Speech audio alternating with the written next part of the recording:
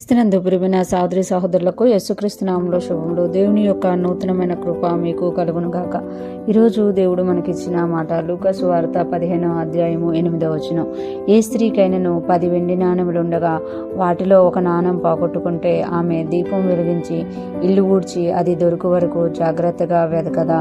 ఈ మాటలు మనం లూకా సువార్తలో చూస్తున్నాము. యేసుప్రభువు ఎప్పుడైతే తన యుద్ధకు వచ్చిన వారిని ఉపమానాలతో మాట్లాడుతున్నారో ఇక్కడ అంటున్నారు కదా, ఏ స్త్రీకైనా 10 వెండి నాణెములు ఉండగా వాటిలో ఒక నాణెం పోగొట్టుకుంటే, అంటే ఆ దినాలలో ఇశ్రాయేల్ స్త్రీలు కూడా 10 వెండి నాణ్యాలు ఇలాగా అలంకరించుకునేవారు అనమాట. అందులో ఏదైనా ఒక నాణెం పోయినప్పుడు అది అక్కడ బోర్డుగా కనిపిస్తుంది అనమాట. ఆ నాణెము పోగొట్టుకున్న దగ్గర వెలితిగా కనిపిస్తుంది అనమాట. కనుక ఆమె ఏం చేస్తుందంట, దీపం వెలిగించి ఇల్లు ఊడ్చి అది దొరుకు వరకు జాగ్రత్తగా వెదకదా. ఆమె ఏం చేస్తుందంట, దీపం వెలిగిస్తుందంట, ఇల్లు ఊడ్చి అది దొరికే వరకు జాగ్రత్తగా వెదకదా అని ప్రశ్నించేటట్టుగా యేసుప్రభువు వారు ఇక్కడ అడుగుతున్నట్టుగా మనం చూడగలమాట. అంటే 10 వెండి నాణ్యాల్లో ఒక్క నాణ్యమే పోయింది కదా, ఇంకా 9 నాకు ఉన్నాయి కదా, నేను ఎందుకు ఒక్క దానికోసం వెతకాలి అని అనుకోదంట. ఏం చేస్తుందంట, ఆమె వెంటనే ఆ 10 నాణ్యాల్లో ఒక నాణ్యం పోగానే దీపం వెలిగించి ఇల్లు ఊడ్చి, అంటే ఆ ఇల్లు దీపం వెలిగించకపోతే ఆ ఇంట్లో కనబడదు అనమాట.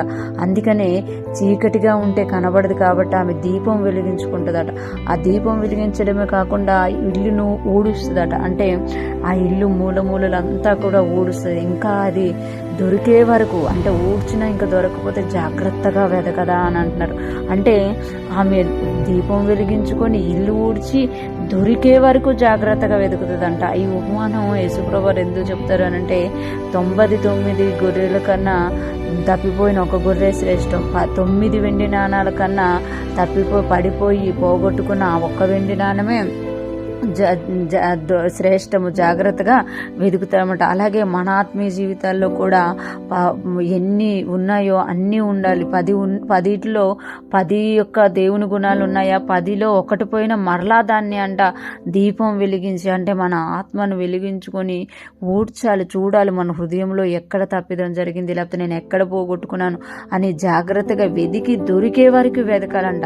ఆ కింద ఉంటుంది కదా, ఆమెకు దొరికినప్పుడు ఆమె సంతోషించడమే కాకుండా ఇతరులను పిలుచుకొని కూడా ఆమె సంతోషిస్తుంది అని యేసుప్రభువు వారు అక్కడ చెప్పినట్టుగా మనము చూడగలం అనమాట. ఈరోజు ఫ్రెష్ మన్నా వింటున్న ప్రతి ఒక్కరూ జ్ఞాపకం చేసుకోవాలి, మన జీవితాల్లో మనకు దేవుడిచ్చిన ఆత్మఫలాలు, వరాలు, అనేకమైన విషయాల్లో దేవుని యొక్క స్వభావ లక్షణాల్లో మనం ఏదైనా కోల్పోతున్నట్టు మనకు అనిపిస్తే మనం వెంటనే కూడా దీపం వెలిగించి దాన్ని ఏం చేయాలి అని అంటే జాగ్రత్తగా వెతికి మరలా మన యొక్క ఆత్మ జీవితంలో పెట్టుకోవాలి. ఎందుకు అనంటే మనము వెలితిగా ఉండడం దేవునికి ఇష్టం ఉండదు అనమాట.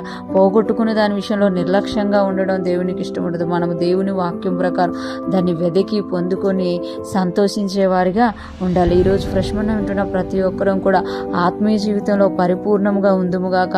ఎక్కడైనా ఏదైనా ఆత్మీయ జీవితాల్లో విషయాల్లో పోగొట్టుకుంటే అది వెతికి మరలా సమకూర్చుకునేవారుగా ఉంటూ దేవునికి మహిమకరముగాను అనేక మందికి ఆశీర్వాదకరముగాను ఉందుముగాక. ఆమేన్.